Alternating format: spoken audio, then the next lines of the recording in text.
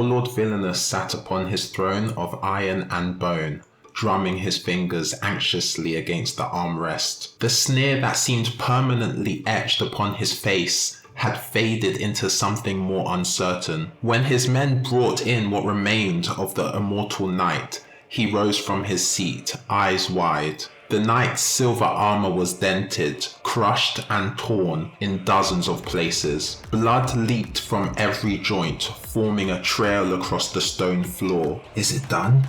Villainous asked, his voice unnaturally quiet. The captain nodded, pride evident in his stance. "We did what no one else could, my lord. The Immortal Knight is no more." Villainous approached cautiously, circling the mangled remains. Something felt wrong. The legend couldn't die so easily, could it? Doubt gnawed at him like a rat. "Burn it!" he snapped suddenly.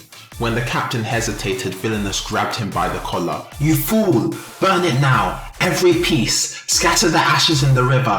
I want nothing left!" The soldiers exchanged nervous glances but obeyed, dragging the knight's remains away to the courtyard. Villainous returned to his throne, but found no comfort there. He sent for Prince Matalin. When the young prince was brought before him, Villainous was surprised by what he saw. Despite weeks of captivity, the boy's eyes burned with a fierce defiance. There was no fear in them, only calculation. "Your father's champion has failed," Villainous announced, forcing his sneer back into place. "The Immortal Knight is dead." Matalin said nothing, but a muscle in his jaw twitched. Villainous leaned forward, enjoying the moment. "Soon I will write to your father again. The price has doubled. 2,000 Vulcan seals. If he refuses..." He left the threat hanging in the air. "My father is a Vulcan," Matalin said finally, his voice steady despite his youth. "And I am his son. We do not surrender." Villainous laughed harshly. "Bold words from a boy in chains," he said before ordering his guards to take Matalin back to his cell. In the courtyard, soldiers had built a hasty pyre. The knight's mangled body lay atop the pile of wood, still encased in the battered silver armor. The captain overseeing the burning looked uncertain. He was not sure whether to take the armor off first, but his warlord had said to burn everything, so he decided best to follow orders exactly. As the first soldier approached with a torch, a hand shot out from the pyre, grabbing his wrist. The soldier barely had time to scream before a blade cut his throat. The Immortal Knight rose from the wood pile in a single fluid motion, pieces of crushed armor falling away to reveal new silver plate beneath. The courtyard erupted into chaos. The captain drew his sword, but the knight's blade took his head before he could lift it. The lieutenant turned to run, but a dagger found his back. Within moments, a dozen soldiers lay dead, and the Immortal Knight stood alone amongst the bodies, breathing calmly as if waking from a pleasant dream. There was no wound on his neck now. No blood leaked from his armor. He rolled his shoulders and looked up at the fortress looming above him, now to find the boy.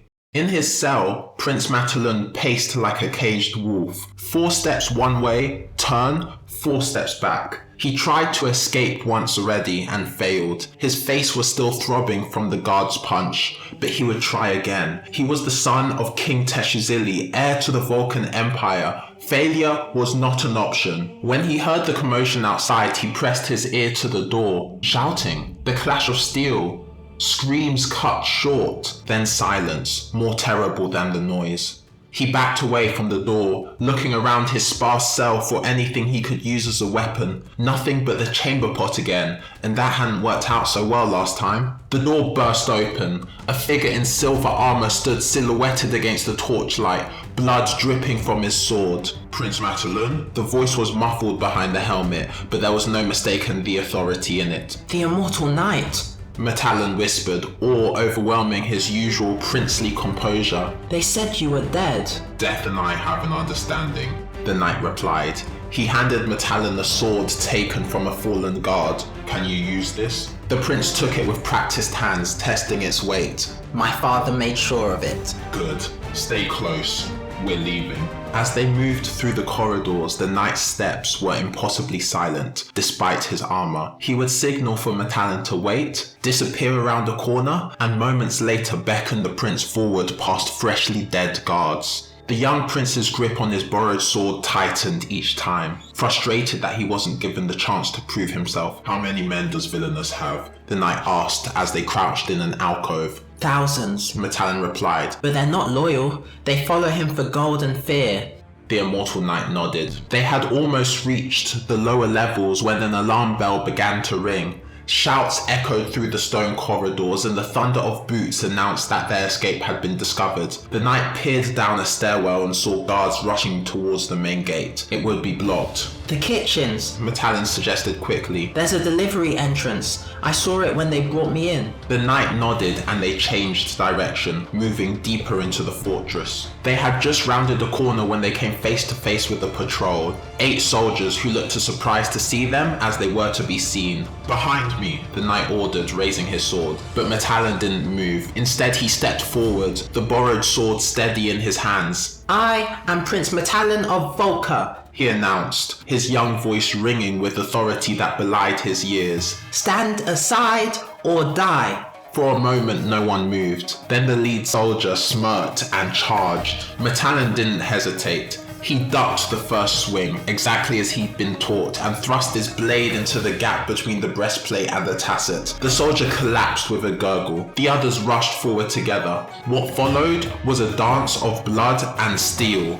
The Immortal Knight was a whirlwind, his movements so fast they blurred, but Metallan held his own. Every drill his father had forced him to practice, every correction, every lesson, they all came together now when it mattered most. He wasn't as skilled as the knight, but he was a Vulcan prince. He was born for battle. When it was over, 8 more of Villainous's men lay dead, and Metallan stood panting. Blood splattered across his face and clothing. The Immortal Knight looked at him with what might have been respect. "Your father taught you well," he said simply. They continued toward the kitchens, but the alarm had roused the entire fortress. Twice more they were forced to fight their way through patrols. Metallan felt something changing inside him with each encounter. Fear gave way to focus. Desperation to determination. He was no longer a captive boy, but a Vulcan warrior, his father's son in truth. They soon reached the kitchens where servants of the warlord cowered in fear, already scared from the bells. The sight of the blood-covered knight and prince made them scream. "Out!"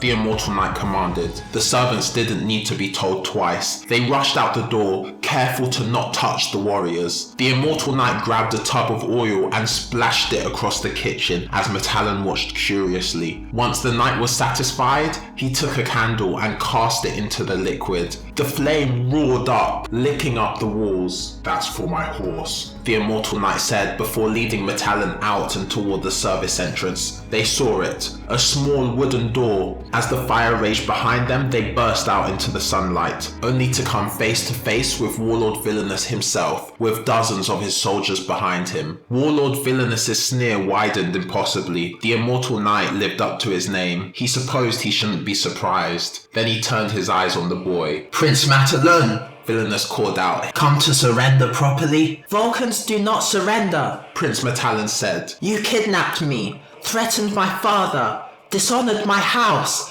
I will not let such insults stand." "Boy," the Immortal Knight said warningly, but Metallan stepped forward. "Villainous is mine." Before the knight could stop him, Metallan rushed towards the warlord, but Villainous drew his sword, an ornate thing with a jeweled hilt that had never seen real battle. Metallan lunged forward, blade seeking the warlord's heart. Villainous parried, surprised by the boy's speed and strength. The Immortal Knight rushed past them, engaging Villainous's soldiers in battle. They were scared, as not long ago they had seen him dead. Their fear let him cut through them even easier than he would have usually. "They said you were a weak boy," Villainous snarled, swinging his blade in a glittering arc that Metallan barely avoided. "hiding behind your father's armies." "They lied."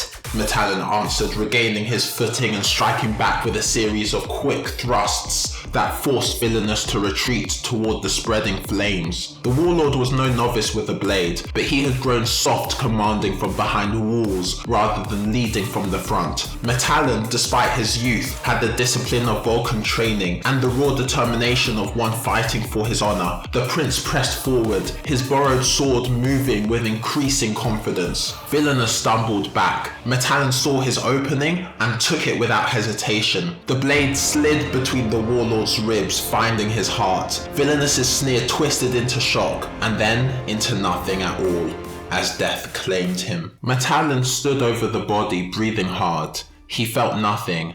No triumph, no satisfaction, only a cold certainty that he had done what was necessary. When he looked up, the Immortal Knight stood beside him. All of the soldiers lay dead. "Your first kill?" the knight asked. "That matters," Metallan replied. The knight only nodded. The fire had spread beyond control now, consuming the fortress behind them, orange flames licking up against the sky. In the courtyard, panicked soldiers ran in all directions, some trying to fight the fire, others simply fleeing. None paid attention to the silver-armored knight and the young prince who made their way to the stables. They found 2 horses still in their stalls, wild-eyed with fear of the flames but strong enough to carry them. As they rode through the gates and down the road away from the burning fortress, Metallan looked back once. He thought of the warlord's body being consumed by the fire.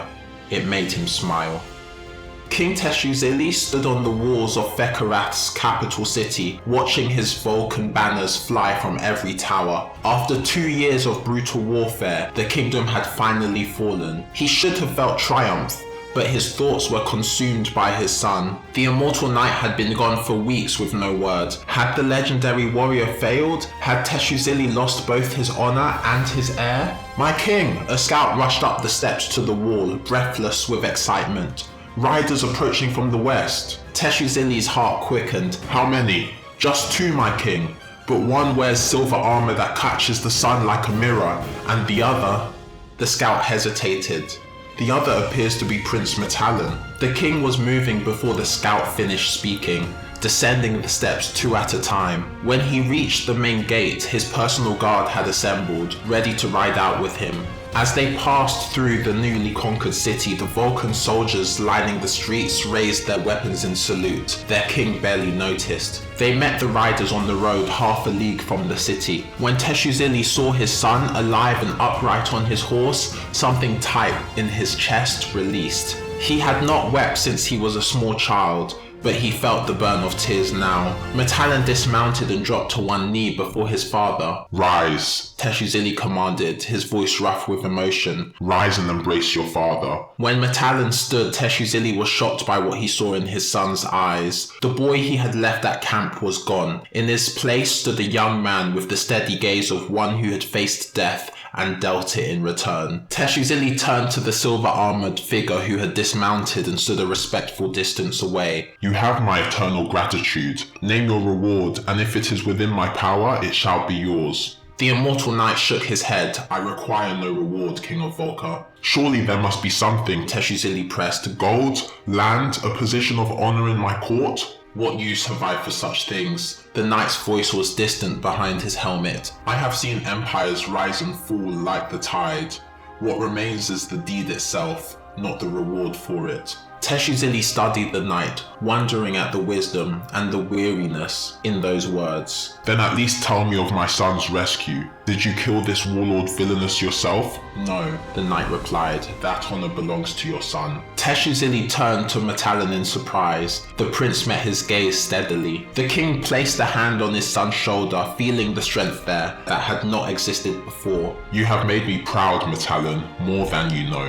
When they turned back to thank the knight again, he was already mounting his horse. "You're leaving?" "My task is complete," the knight replied simply. "Where will you go?" The Immortal Knight paused, looking out toward the distant horizon. "There is a small hut on the edge of the world where I rest between duties. Perhaps I will return there for a time." "If Volca has need of you again?" Teshuzili asked. "Then call and I will answer." With that, the knight urged his horse forward, riding past the king and prince toward the setting sun. Teshuzili and Metallan watched him go, a silver figure growing smaller against the darkening sky until he was nothing but a glint of light and then nothing at all. As they rode back toward the conquered city of Vekarath, Prince Metallan felt the weight of his future settling upon his shoulders. He was his father's son, a prince of Volca, and he had proven himself worthy of both titles. Behind them, somewhere on the road west, the Immortal Knight rode on, as he always had and always would, until the next time the world had need of him.